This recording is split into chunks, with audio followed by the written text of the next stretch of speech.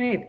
Morning, everybody. Thank you for joining us this morning. I'd like to introduce to you Alison Pepper. She comes to us from 4As, and she's going to talk to us a little bit about 4As today, as well as what 4As does, what she does, and then some discussion around COVID and data privacy. Alison, welcome. Appreciate you joining us. Sure, thank you. So first off, can you tell us just a little bit more about yourself and what you do with 4As, what kind of work you guys do with advertising and in particular to data privacy?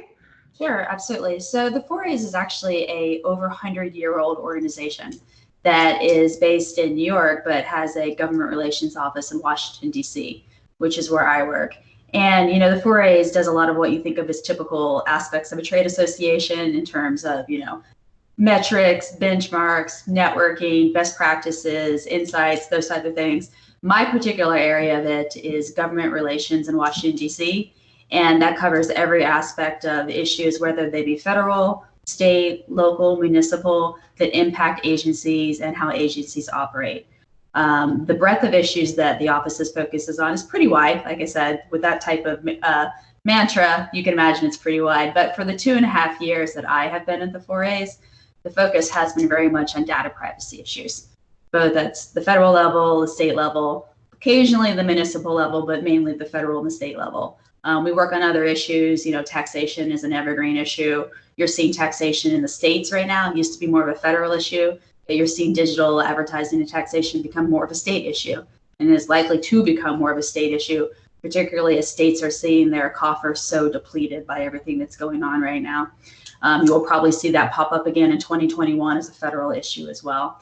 But privacy, taxation, a lot of what we're talking about right now too, has to do with how data is being used for purposes of advertising, digital, et cetera.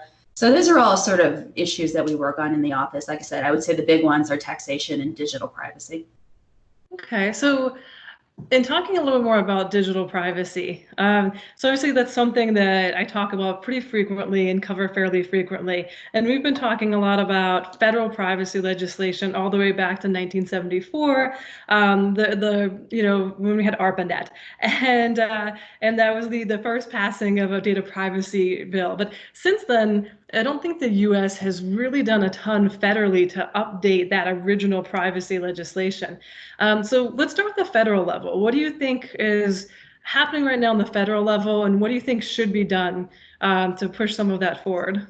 Yeah, it's a good question because I think right now we're at an inflection point on that issue. And to be fair, we were at an inflection point before everything that's going on right now with COVID-19. There are just aspects of what's going right now that are going to make that case a bit stronger going forward.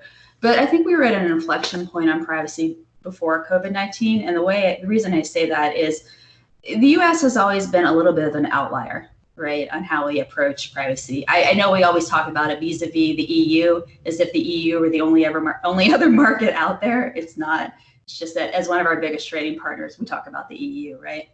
And the US has always taken a very different approach for this. Some of it's historical in nature. Some of it has to do with markets, how our markets work. But one of the big differences, particularly between the US approach versus the EU approach, the US has always had a very sectorial approach to privacy, right? So versus looking at things at comprehensive privacy, the US's approach has traditionally been, okay, we'll look at the sector and we'll tailor our privacy regulations and laws by the sector. So when I say that, I mean, we'll look at healthcare, right? And we'll take HIPAA and we'll tailor HIPAA privacy to healthcare. We'll look at credit reporting and we'll look at how credit reporting impacts privacy. And we'll take the FCRA and we'll apply it to credit reporting, right?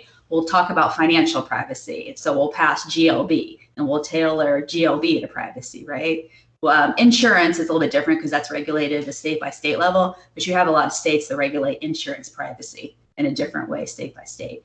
So we haven't traditionally taken this approach in the US that comprehensive data privacy was the way that we wanted to go. We've taken the approach that we need to look at the sector and tailor it according to the sector. I think increasingly that's an approach that we're starting to move away from. And we're starting to move towards something that is a little bit more comprehensive. Will it ever be something that mirrors the comprehensiveness of something like GDPR? I'm not sure, because there are some very entrenched aspects around our sectorial approach that are going to make it a little bit hard to go the full GDPR approach. And there are some ideological differences on multiple fronts that are going to make that hard. But I do think that traditional sectorial approach is starting to morph a little bit into something else. Okay, I think that's a really interesting point of view because this is one of the first times that I've heard somebody say, I'm not sure if this kind of more holistic point of like this holistic GDPR like legislation could pass in the US. I know that we have CCPA and we've talked about CCPA, like I've talked about this and shared information on this. And you're also very familiar with the New York State privacy legislation as well. So do you think that the holistic, more like GDPR like coverage is going to come state by state? And do you think that it will ever reach federal level? I do. I think it will reach federal level, honestly, because I think it has to, right? Okay. I think it will reach the federal level because it has to. I know a lot of states, and particularly as states start to pass more of their own privacy legislation, I think we would have seen more, right? I think we would have seen more states. A lot of states have already wrapped up, right? A lot of states have already wrapped up their legislative sessions for this year. Not everyone goes as long as California or New York. So a lot of states are done for the year. And for a lot of states that weren't technically done with their legislative calendars, they vacated early to focus specifically on COVID-19 issues and budget issues for obvious reasons. So I think we would have seen more states move forward with their privacy legislation in 2020, but I think a lot of that got derailed by COVID-19. So, and in particular, that I mean brings up my next great kind of like next point of this is and what I wanted to ask you about too is COVID specifically. Everybody wants to know like how, because this is a huge issue right now with COVID, with contact tracing, with apps like even like Kinza Health, which is a thermometer company that collects your data, your actual health data about your temperature and shares that. So what do you think are best steps for companies and consumers to take when it comes to COVID and data privacy? Yeah, and that's the topic du jour on privacy right now on federal and the FTC issue. I think you probably already saw. I think the company you just mentioned was one of the witnesses at the Senate Commerce hearing the other week on privacy and COVID-19. So I don't know if it's the first time they did it because I haven't traced the whole history of the Senate, but a couple weeks ago, Senate Commerce held one of the first ever that I know of what they're calling a paper hearing, where they invited witnesses to testify, but there was no live Senate Commerce body to testify in front of. Instead, they did what they called a paper hearing, where they just sent questions to the witnesses. The witnesses had like 24 or 48 hours to come back with questions. And Thermometer Company was one of the witnesses at that hearing. And not surprisingly, you had a couple mix of folks on that commerce hearing. You had like the IAB, Interactive Advertising Bureau. You had NAI, you had, I think, the Future Privacy Forum, maybe the CDT, a couple other witnesses.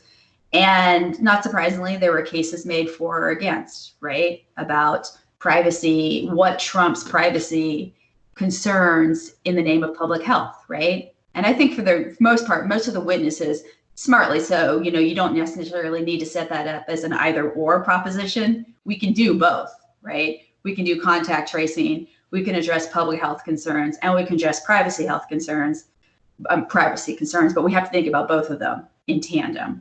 And like I said, that was the subject of the Commerce hearing. I actually participated in a panel with the Federal Trade Commission, again, virtually, a week ago, where that was the subject of our entire conversation with the Federal Trade Commission, was essentially with everything that's going on right now with COVID-19 and public health concerns and data privacy. The big question in that particular panel was, do we think that what's going on right now makes a better case, or bolsters the case, I should say, for comprehensive federal privacy legislation? Because what we're seeing right now is that for purposes of contact tracing and other things, if you had to stop at state lines, right, and have to basically do all your tracing where it stops at state lines, the effectiveness of the tracing would be pretty severely curtailed. Now, that doesn't mean that you don't need privacy and you don't need transparency. But again, there's that really difficult balance of public health concern, privacy, and transparency. Where is the happy medium between the two, right? And I don't think you need to set it up as a question of one trumping the other, right? I think there's a happy balance between the two. But this is the big thing this is the big issue that's really come up both in Congress and with the FTC recently is we are dealing with an entirely new issue, right? With the pandemic and the tracing issue. I don't think the Spanish flu in 1918 had the same technology. So you've got a new issue, right? And I don't think, I mean, it was an issue. I don't want to say it was an anticipated issue because I'm sure academic circles and public health officials have been thinking about that for years. But there's a difference between thinking about it and writing papers and having to apply it. Very true. And so what we've been trying to get to is, and really trying to address as much as possible is, do you think that are there any recommendations that you could potentially give to consumers or to businesses? Like, here's something to think about, or here at least something that you can do to help the situation, but still maintain your privacy. Yeah. I mean, in some ways, it's the advice I give wouldn't be so different as to what I get when I talk to agencies now. Be transparent as you can possibly be, right? I understand there are limitations, particularly when the tracking is being done with a mobile device. There are interface limitations, right? There are always interface limitations when the medium is the mobile device. But I think the transparency aspect is the aspect of it that, like all these privacy issues, is the most important, right? As transparent as you can be. And to be honest, I have not investigated the details enough of what, for instance, Google is doing and the way that they've set it up and the way that they're working with public health officials. So I can't comment on that intelligently enough. But to the extent that there is a choice offered, do you know what I'm saying, as far as the tracking goes? Yep. And I'm not sure that there is or not, which to the extent that the choice is being offered, that was one of the things I think you would really want to highlight in the transparency part about helping people understand that they're contributing to a public health good and a public good by participating in allowing the tracking, but making sure that they know that it's going on. I firmly support that. I am a big proponent of data choice. And so I think that makes a lot of sense. And I just wanted to say thank you for joining me this morning and talking through this. Really appreciate the time and appreciate hearing more about 4As, hearing more about your work, and in particular federal legislation, and always love hearing about giving consumers choice. So thank you for that, and we will look forward to talking to you again soon. All right, thanks.